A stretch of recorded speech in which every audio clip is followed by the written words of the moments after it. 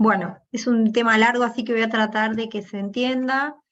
Traté de ir con las alteraciones que van apareciendo onda por onda, como lo dio Paula en la descripción normal.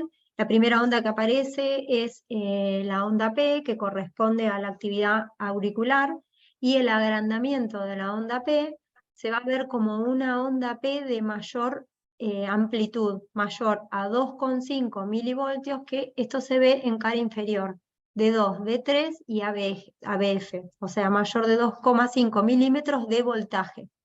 La onda P va a ser negativa en ABR, eso tal cual lo dijo Paula recién, y también se va a ver un aumento del componente positivo de la onda P en B1 mayor a 2 milímetros de altura. Y el índice de Macruz, que en general tiene un valor normal entre 1 y 1,6, va a ser menor a 1. Este índice se calcula en la relación de la duración de la P sobre el PR. Pero lo más importante es ver el crecimiento en la onda auricular derecha como una onda P alta en D2, D3 y ABF mayor de 2,5. El crecimiento auricular izquierdo se va a ver en el electro como una onda P ancha, mayor a 0,12 segundos.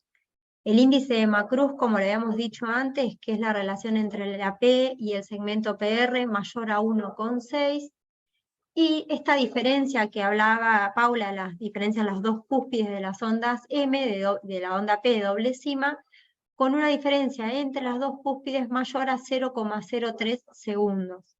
Acá se ve en el electro como la onda P es bien ancha, mayor a 0,12. En la derivación de 2, una onda P ancha, y en B1, un aumento del componente negativo. La onda P en B1 se puede ver isodifásica, o sea, con un componente positivo y uno negativo, y lo que va a aumentar es el componente negativo con una duración mayor a un cuadradito. La otra alteración que puede haber es un intervalo PR acortado. Esto se puede ver en síndromes de preexcitación, en el que PR es menor a 0,12, que es el valor normal, y se da por un estímulo anómalo que se propaga por un haz, en este caso se llama haz de Kent, que lleva el estímulo más rápido al ventrículo. Y en el electro lo que vamos a ver es un PR acortado con una onda delta que ensancha parcialmente el QRS y alteraciones secundarias de la repolarización. Entonces, esta es una causa de PR corto, menor a 0,12. En el electro, bueno, por ahí no para dar tanto detalle, pero en este electro se ve como tiene un PR corto, una onda delta y las alteraciones secundarias de la repolarización. Otro causa de PR corto, que también es un síndrome de preexcitación, secundario a las de James, es donde se ve el PR corto, pero sin la onda delta y sin alteraciones en la repolarización, y esto se llama síndrome de Long-Ganon-Levin. Y la otra causa, la otra alteración que podemos ver en el PR es un PR prolongado, mayor a 0,20 o 0,24 en personas añosas, que es un bloqueo de primer grado. Después las alteraciones que pueden haber en el QRS pueden ser tanto secundarias a crecimiento ventricular como a los bloqueos de rama, bueno, secundarias a isquemia. Yo en este caso, lo más común, voy a hablar de agrandamiento ventricular derecho.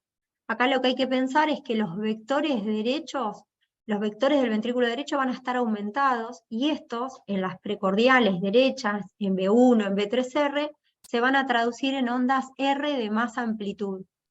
Entonces, lo más fácil es ir a mirar la onda R en B1 o en B3R, que va a ser una onda alta, mayor de 7 en B1, con una relación R mayor a S en B1. Lo mismo va a ser que en precordiales izquierdas, B5, B6, se dibuje como una onda S de mayor amplitud, mayor a 7. Hay muchos criterios de hipertrofia ventricular. Lo más fácil por ahí es ir a mirar las precordiales derechas y ver cómo aumenta la amplitud de la onda R. Después, se va a ver alteraciones secundarias de la repolarización que van a ser en sentido contrario a la amplitud del QRS. Acá va a tener una onda R muy prominente en B1, entonces la onda S y el segmento ST y la onda T pueden estar negativa en B1.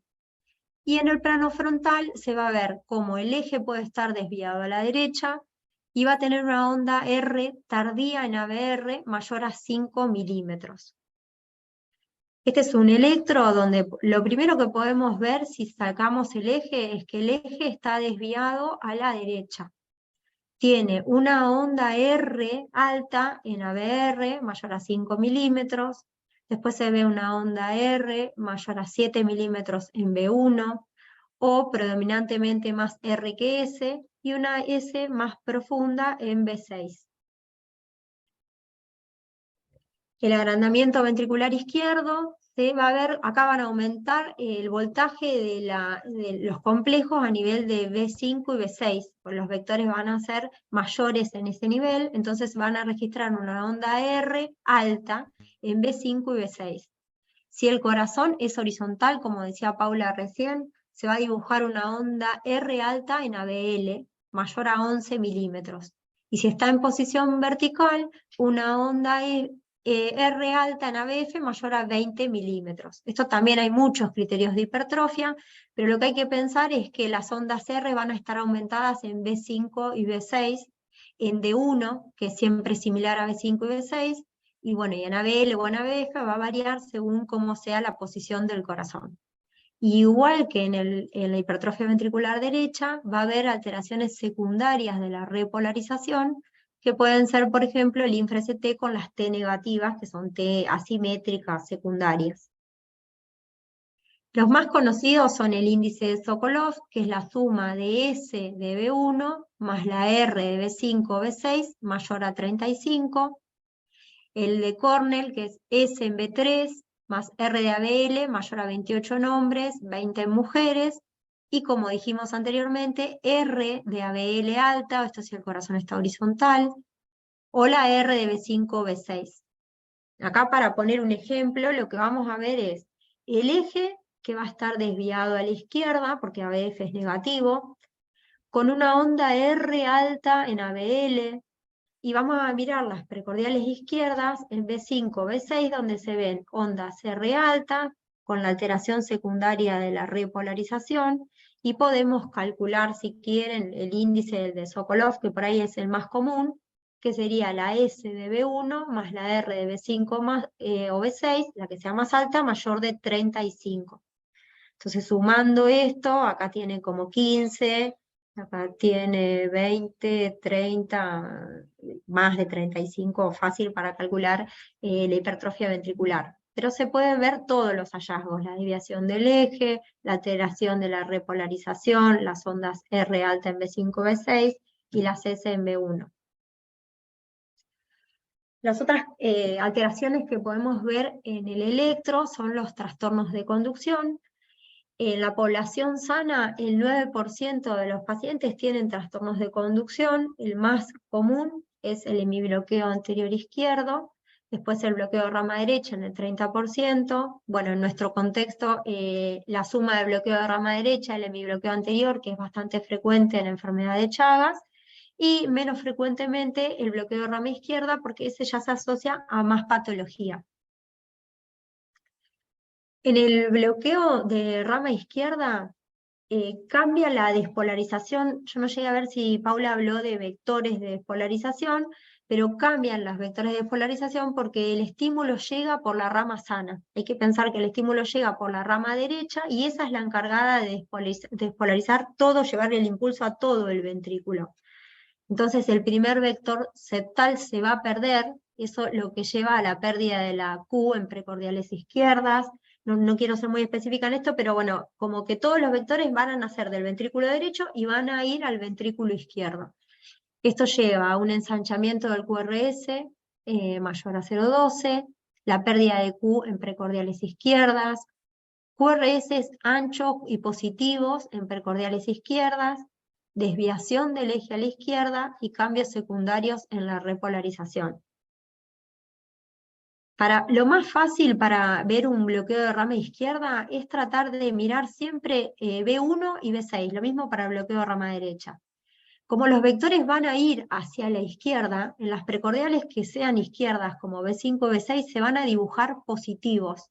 Entonces en B6 vamos a ver un QRS ancho, con ausencia de onda Q en B5 y B6, con una onda R ancha y mellada, tipo R, S, R', y las alteraciones secundarias de la repolarización como T negativa y FST. Esto en general, el ST y la T va a ir en sentido contrario a la polaridad del QRS.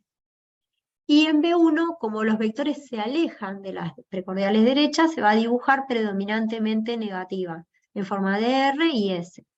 Estos son los criterios diagnósticos del bloqueo de rama, por eso lo más fácil es mirar B1 y B6. Después, D1 en general va a ser similar a B5 y B6, con un QRS ancho, mellado, con alteración de la repolarización, y no va a haber Q. En ABL es solamente la única derivación que puede tener Q y que se debe a un vector chiquito de la parte inferior del ventrículo derecho. Y esto, igual que en las hipertrofias, ABL va a ser parecido a B5 y B6 en corazones horizontales, o ABF va a ser parecido a B5 y B6 en corazones verticales. Pero en un ejemplo, si vemos, lo primero que vemos es un QRS ancho. Bueno, pensamos que puede ser un bloqueo, miramos B5 y B6, se va a ver una onda R ancha con complejo R, S, R', con alteraciones secundarias de la repolarización. Lo mismo se ve en D1, no hay onda Q ni en B5, ni en B6, ni en D1, y en B1 los complejos R chiquita con una S profunda. Otro bloqueo, bueno, que este es el más frecuente porque la rama derecha es la más larga y la más finita. Este bloqueo de rama derecha, lo mismo, tratar de pensar que si la rama derecha se bloquea, el impulso viene por la rama izquierda, o sea que se va a acercar a las derivaciones derechas como B1 y se va a alejar de B5 y B6. Esto, por decirlo de alguna manera, como para que se entiendan las alteraciones en el electro. En D1 se va a ver una onda S ancha y empastada y profunda, y en ABR, esto también va a llamar la atención, se va a ver una onda R alta y empastada, un QR con una onda R alta. Esto con lo mismo que decía en el bloqueo de rama izquierda, lo más fácil es mirar B1 y B6. En B1, como los vectores se acercan, van a dibujar un complejo ancho, R, S, R', en general el R' es de mayor magnitud que el R inicial, y las alteraciones secundarias de la repolarización en sentido contrario a la despolarización. Y en B5 y B6 una onda S ancha. Acá lo que vemos es un ejemplo de un bloqueo de rama derecha, nos va a llamar la atención un QRS ancho, con una morfología de R predominante en B1, con las alteraciones secundarias de la repolarización, una onda R empastada en ABR, y la onda S profunda tanto en B5, en B6, como en D1. Bueno, y la pérdida de la onda Q. Yo no puse mucho detalle, pero los bloqueos incompletos, tanto de rama derecha como de rama izquierda, son similares a los hallazgos del bloqueo completo, pero con un tiempo de activación intrínsecoide un poco menor y menos empastamiento de las ondas R. En este caso es un bloqueo incompleto de rama derecha. Este es un hemibloqueo anterior izquierdo. Lo que va a hacer es, lo más característico es que el eje esté desplazado entre menos 45 y menos 90 grados. Eso es lo primero que nos tiene que llamar la atención. Después se va a ver una onda Q chiquita con una R de gran voltaje en D1 ABL, y ese tardía en B5 y B6, ahora con un ejemplo por ahí se va a ver mejor. Y en D2, D3 y ABF va a presentar una onda R chiquita con una S profunda, que se dice que la S de D3 es más profunda que la S de D2. Y después se ve la falta de progresión de R de B1 a B3. Bueno, ahora con un ejemplo por ahí se ve mejor. Acá, lo primero que llama la atención, D1 positivo a BF negativo, o sea que el eje está a la izquierda, y está entre menos 45 y menos 90, o sea, por encima de lo normal que era menos 30. Lo primero que nos va a llamar la atención es la desviación del eje. En cara inferior se ve un complejo RS, una S profunda, y la S de D3 es más profunda que la S de D2. La mala progresión de R de B1 a B3, y lo otro que se podía ver que se decía, bueno, la onda R predominante en D1 y ABL. Este es el ejemplo de la combinación más frecuente. Por ahí este electro tiene muchas cosas, pero nos va a llamar la atención que tiene, además del ritmo irregular, un QRS ancho con morfología de rama derecha, RS, R', precordiales derechas, y el eje desviado a la izquierda, y donde se ve un RS, la S de D3, más profunda que la S de D2, el eje desviado a la izquierda, o sea, es un bloqueo de rama derecha con un hemibloqueo anterior. Este hallazgo es frecuente en la enfermedad de Chagas, en nuestro contexto. Y el hemibloqueo posterior, este en realidad, posterior inferior, este es más infrecuente, pero lo que hace al bloquearse esta rama posterior, el impulso va a salir de la rama anterior. Va a tener un pequeño vector para arriba y después va a despolarizar, llevar el impulso a cara inferior. Entonces, si nosotros nos paramos acá en cara inferior, lo que vamos a ver es una pequeña inscripción negativa que corresponde a este primer vector y una gran onda R que corresponde a este segundo vector. Entonces, lo que llama la atención de un hemibloqueo posterior es el eje a la derecha, un QRS que no es ancho, una onda Q con una gran componente de R en D2, D3 y ABF, como vimos acá, y RS en D1 y ABL. Este por ahí no es tan frecuente. Bueno, y acá lo mismo. El eje desviado, la Q chiquita con una R de gran voltaje en cara inferior, y al contrario del que vimos anterior, una onda R chiquita y ese gran voltaje en D1 y ABL. Por ahí el más frecuente de los semibloqueos es el hemibloqueo anterior, y lo que más va a llamar la atención es la desviación del eje. No, el hemibloqueo posterior no es muy frecuente de allá.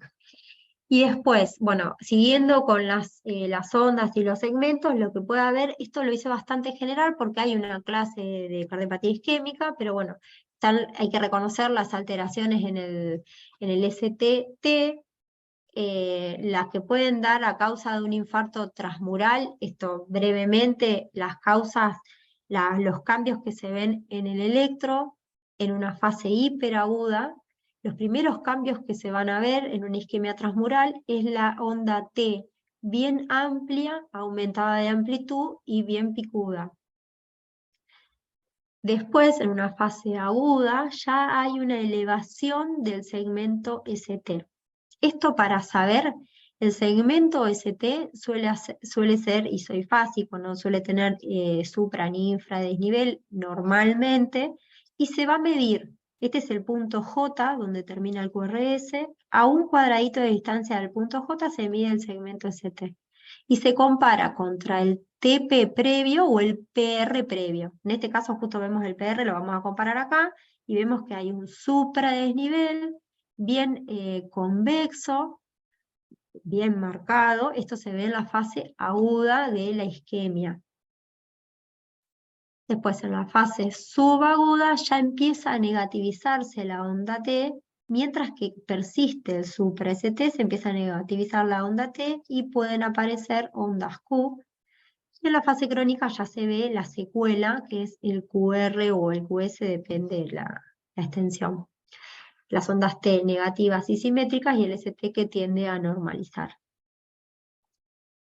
Este es un ejemplo bien categórico, donde se ve un supra-ST extenso, ya se empieza a ver en precordes de B1, B2, B3, B4, B5, un supradesnivel bien anterior extenso, y se ve bien clarito como este supradesnivel, este ST está desnivelado en comparación al TP previo, que es donde hay que medirlo. Si no se puede medir ahí, se mide en el PR. Pero este sería un electroclásico de un infarto. Cuando hablamos de la onda Q, que se puede ver como patológica, porque en algunas derivaciones la onda Q puede ser normal, pero es patológica cuando tiene una inscripción bien lenta, con una duración mayor a 0,04 segundos, y significa mayor del 25% de la amplitud de la onda R. Esto, por ejemplo, es una imagen, o sea, un ejemplo bien claro donde se ve un QS extenso de B1 a B6 y también incluye D1 y ABL, sería un infarto bien extenso.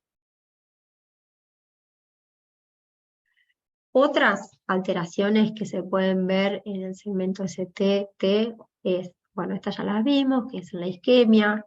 Esto en los pacientes que son jóvenes, que hacen deporte, tienen ese ritmo bradicárdico, se puede ver también una onda T bien picuda, que es bastante clara y además se asocian en general a una bradicardia, pueden tener bloqueos incompletos de rama derecha. También en pacientes jóvenes se ve este punto J elevado que se ve en la repolarización precoz. Por ahí, más para la guardia, se pueden ver en trastornos hidroelectrolíticos como la T picuda aparece en la hiperpotasemia, y bueno, las alteraciones que ya vimos en el bloqueo de rama o en el crecimiento ventricular, que vimos las alteraciones en la repolarización. Este lo puse porque por ahí es para hacer diferencia en cuanto a la cardiopatía isquémica, cómo son las fases de las pericarditis agudas que también se pueden presentar con un supra-ST. En general, el supra-ST de la pericarditis es cóncavo hacia arriba y suele abarcar muchas derivaciones. En la cardiopatía isquémica son derivaciones que representan a una cara, o es en la cara inferior o en la cara lateral. En la pericarditis suelen ser todas las derivaciones menos ABR. Cuando el ST se normaliza, recién ahí se negativiza la onda T y después se normaliza todo. Entonces, esto nos permitiría diferenciar esta alteración del ST de la pericarditis con respecto al infarto. El del infarto, como vimos, es convexo, muy elevado, localizado a una cara. Cuando está el supra-ST puede ya estar las ondas T negativas concomitantemente con el ST. En cambio, la pericarditis aguda es cóncavo, incluye muchas derivaciones, y los cambios en la onda T aparecen después de que se normaliza el ST. Este ya lo nombramos, que es la onda T bien picuda de la hiperpotasemia.